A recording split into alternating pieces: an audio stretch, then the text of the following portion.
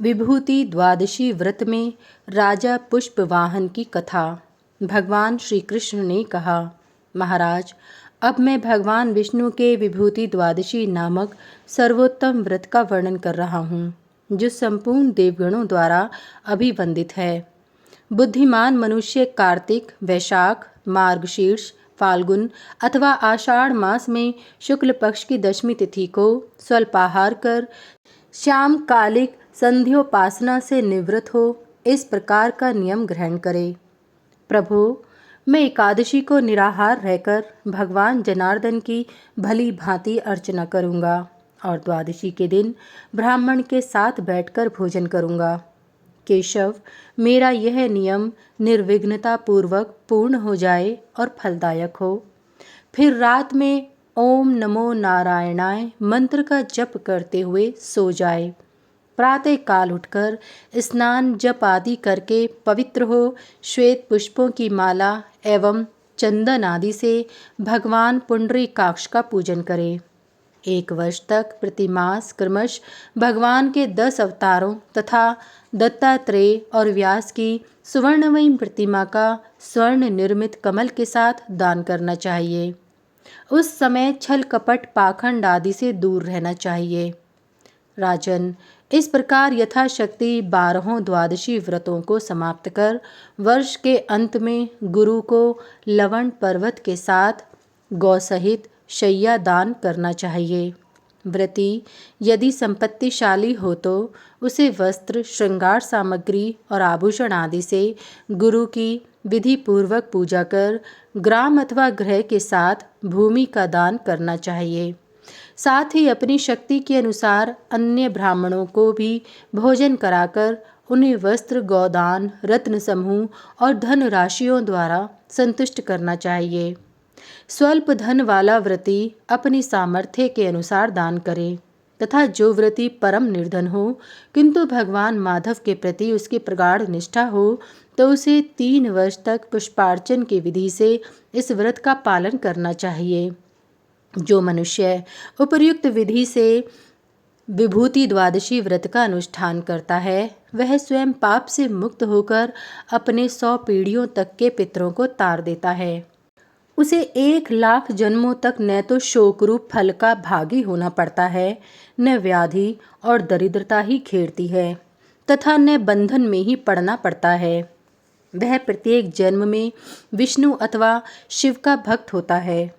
राजन, जब तक 108 सहस्त्र युग नहीं बीत जाते तब तक वह स्वर्ग लोक में निवास करता है और पुण्य क्षीण होने पर पुनः भूतल पर राजा होता है। भगवान श्री कृष्ण ने पुनः कहा, महाराज, बहुत पहले रथंतर कल्प में पुष्पवाहन नाम का एक राजा हुआ था जो संपूर्ण लोकों में विख्यात तथा तेज में सूर्य के समान था। उसकी तपस्या से संतुष्ट होकर ब्रह्मा ने उसे एक सोने का कमल रूप विमान प्रदान किया था जिससे वह इच्छा अनुसार कहीं भी आ जा सकता था। उसे पाकर उस समय राजा पुष्पवाहन अपने नगर एवं जनपद वासियों के साथ उस पर आरूढ़ होकर स्वेच्छानुसार देवलोक में तथा 7 द्वीपों में विचरण किया करता था। कल्प के आदि में पुष्कर निवासी उस पुष्पवाहन का 7वें द्वीप पर अधिकार था, इसलिए लोक में उसकी प्रतिष्ठा थी और आगे चलकर वह द्वीप पुष्कर द्वीप के नाम से कहा जाने लगा। चूंकि देवेश्वर ब्रह्मा ने इसे कमल रूप विमान प्रदान किया था, इसलिए देवता एवं दानव उसे पुष्पवाहन कहा करते थे। तपस्या के प्रभाव से ब्रह्मा द्वारा प्रदत्त कमल रूप विमान पर आरूढ़ होने पर उसके लिए त्रिलोकी में कोई भी स्थान अगम्य न था। नरेंद्र, उसकी पत्नी का नाम लावण्यवती था। वह अनुपम सुंदरी थी तथा हजारों नारियों द्वारा चारों ओर से समादृत होती रहती थी। वह राजा को उसी प्रकार अत्यंत प्यारी थी जैसे शंकर जी को पार्वती जी परम प्रिय हैं। उसके 10,000 पुत्र थे जो परम धार्मिक और धनुर्धारियों में अग्रगण्य थे। अपनी इन सारी विभूतियों पर बारंबार विचार कर राजा पुष्पवाहन विस्मय विमुग्ध हो जाता था। एक बार प्रचेता के पुत्र मुनिवर वाल्मीकि राजा के यहाँ पधारे। उन्हें आया देखकर राजा ने उनसे इस प्रकार प्रश्न किया। राजा पुष्पवाहन ने पूछा, मुनीन्द्र, किस कारण से मुझे यह देवों तथा मानवों द्वारा पूजनीय निर्मल विभूति तथा अपने सौंदर्य से समस्त देवांगनाओं को पराजित कर देने वाली सुंदरी भार्या प्राप्त हुई है? मेरे थोड़े से तप से संतुष्ट होकर ब्रह्मा ने मुझे ऐसा कमल गृह क्यों प्रदान किया, जिसमें अमात्य, हाथी, रथ समूह और जनपद वासियों सहित यदि 100 करोड़ राजा बैठ जाएं तो भी वे जान नहीं पड़ते कि कहाँ चले गए। वह विमान तारागणों, लोकपालों तथा देवताओं के लिए भी अलक्षित सा रहता है। प्रचेत, मैंने, मेरी पुत्री ने अथवा मेरी भार्या ने पूर्व जन्मों में कौन सा ऐसा कर्म किया है जिसका प्रभाव आज दिखलाई पड़ रहा है, इसे आप बतलाएं। तदंतर महर्षि वाल्मीकि राजा के इस आकस्मिक एवं अद्भुत प्रभावपूर्ण वृतांत को जन्मांतर से संबंधित जानकर इस प्रकार कहने लगे। राजन, तुम्हारा पूर्व जन्म अत्यंत भीषण व्याध के कुल में हुआ था। एक तो तुम उस कुल में पैदा हुए, फिर दिन रात पाप कर्म में भी निरत रहते थे। तुम्हारा शरीर भी कठोर अंग संधि युक्त तथा बेडौल था। तुम्हारी त्वचा दुर्गंध युक्त थी और नख बहुत बड़े हुए थे। उसमें दुर्गंध निकलती रहती थी और तुम बड़े कुरूप थे। उस जन्म में न तो तुम्हारा कोई हितैषी मित्र था, न पुत्र और न भाई बंधु ही थे, न माता पिता और बहन ही थी। भूपाल, केवल तुम्हारी यह परम प्रियतमा पत्नी ही तुम्हारी अभीष्ट परमानुकूल संगिनी थी। एक बार कभी भयंकर अनावृष्टि हुई जिसके कारण अकाल पड़ गया।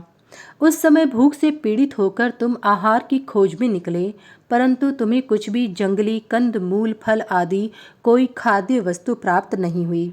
इतने में ही तुम्हारी दृष्टि एक सरोवर पर पड़ी जो कमल समूह से मंडित था। उसमें बड़े बड़े कमल खिले हुए थे।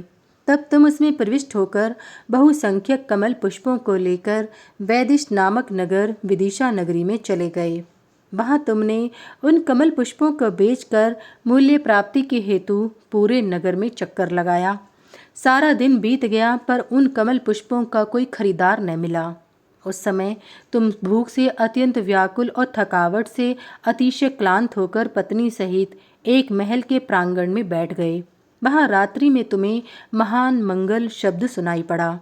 उसे सुनकर तुम पत्नी सहित उस स्थान पर गए जहाँ वह मंगल शब्द हो रहा था। वहाँ मंडप के मध्य भाग में भगवान विष्णु की पूजा हो रही थी। तुमने उसका अवलोकन किया। वहाँ अनंगवती नाम की वैश्या माघ मास की विभूति द्वादशी व्रत की समाप्ति कर अपने गुरु को भगवान ऋषिकेश का विधिवत श्रृंगार कर स्वर्ण में कल्पवृक्ष, श्रेष्ठ लवणाचल और समस्त उपकरणों सहित शैया का दान कर रही थी। इस प्रकार पूजा करती हुई अनंगवती को देखकर तुम दोनों के मन में यह विचार जागृत हुआ कि इन कमल पुष्पों से क्या लेना है। अच्छा तो यह होता कि इनसे भगवान विष्णु का श्रृंगार किया जाता।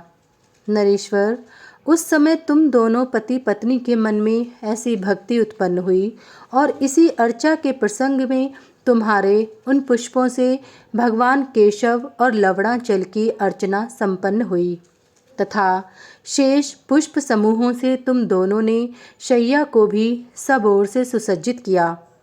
तुम्हारी इस क्रिया से अनंगवती बहुत प्रसन्न हुई। उस समय उसने तुम दोनों को इसके बदले 300 अशर्फियाँ देने का आदेश दिया, पर तुम दोनों ने बड़ी दृढ़ता से उस धनराशि को अस्वीकार कर दिया। भूपते, तब अनंगवती ने तुम्हें भक्ष्य, भोज्य, लेह्य, चोष्य 4 प्रकार का अन्न लाकर दिया और कहा, भोजन कीजिए, किंतु तुम दोनों ने उसका भी परित्याग कर दिया और कहा, वरानने, हम लोग कल भोजन कर लेंगे। दृढ़ व्रते हम दोनों जन्म से ही पाप परायण और कुकर्म करने वाले हैं, पर इस समय तुम्हारे उपवास के प्रसंग से हमें विशेष आनंद प्राप्त हो रहा है। उसी प्रसंग में तुम दोनों को धर्म का लेशांश प्राप्त हुआ और तुम दोनों ने रात भर जागरण भी किया। दूसरे दिन प्रातःकाल अनंगवती ने भक्तिपूर्वक अपने गुरु को लवणाचल सहित शैया और अनेकों गांव प्रदान किए। उसी प्रकार उसने अन्य 12 ब्राह्मणों को भी सुवर्ण वस्त्र अलंकार आदि सहित 12 गौएं प्रदान की। तदंतर सुहृद मित्र दीन अंधे और दरिद्रों के साथ तुम लुब्धक दंपति को भोजन कराया और विशेष आदर सत्कार के साथ तुम्हें विदा किया। राजेंद्र, वह सपत्नीक लुब्धक तुम ही थे जो इस समय राजराजेश्वर के रूप में उत्पन्न हुए हो। उस कमल समूह से भगवान केशव का पूजन होने के कारण तुम्हारे सारे पाप नष्ट हो गए तथा दृढ़ त्याग तप एवं निर्लोभता के कारण तुम्हें इस कमल मंदिर की भी प्राप्ति हुई है। तुम्हारी उस सात्विक भावना के महात्म्य से तुम्हारे थोड़े से ही तप से ब्रह्मरूपी भगवान जनार्दन तथा लोकेश्वर ब्रह्मा भी संतुष्ट हुए हैं। इसी से तुम्हारा पुष्कर मंदिर स्वेच्छानुसार जहाँ कहीं भी जाने की शक्ति से युक्त है। वह अनंगवती वैश्या भी इस समय कामदेव की पत्नी रति के सौत रूप में उत्पन्न हुई है। यह इस समय प्रीति नाम से विख्यात है और समस्त लोकों में सबको आनंद प्रदान करती तथा संपूर्ण देवताओं द्वारा सत्कृत है। इसलिए राजराजेश्वर, तुम उस पुष्कर ग्रह को भूतल पर छोड़ दो और गंगा तट का आश्रय लेकर विभूति द्वादशी व्रत का अनुष्ठान करो। उससे तुम्हारे निश्चय ही मोक्ष की प्राप्ति हो जाएगी। श्री कृष्ण ने कहा, महाराज, ऐसा कहकर प्रचेता मुनि वहीं अंतर्हित हो गए। तब राजा पुष्पवाहन ने मुनि के कथनानुसार सारा कार्य संपन्न किया। राजन, इस विभूति द्वादशी व्रत का अनुष्ठान करते समय अखंड व्रत का पालन करना आवश्यक है। जिस किसी भी प्रकार से हो सके 12 द्वादशियों का व्रत कमल पुष्पों द्वारा संपन्न करना चाहिए। अनग, अपनी शक्ति के अनुसार ब्राह्मणों को दक्षिणा भी देने का विधान है। इसमें कृपणता नहीं करनी चाहिए, क्योंकि भक्ति से ही भगवान केशव प्रसन्न होते हैं। जो मनुष्य पापों को विदीर्ण करने वाले इस व्रत को पढ़ता या श्रवण करता है अथवा इसे करने के लिए सम्मति प्रदान करता है, वह भी 100 करोड़ वर्षों तक देवलोक में निवास करता है।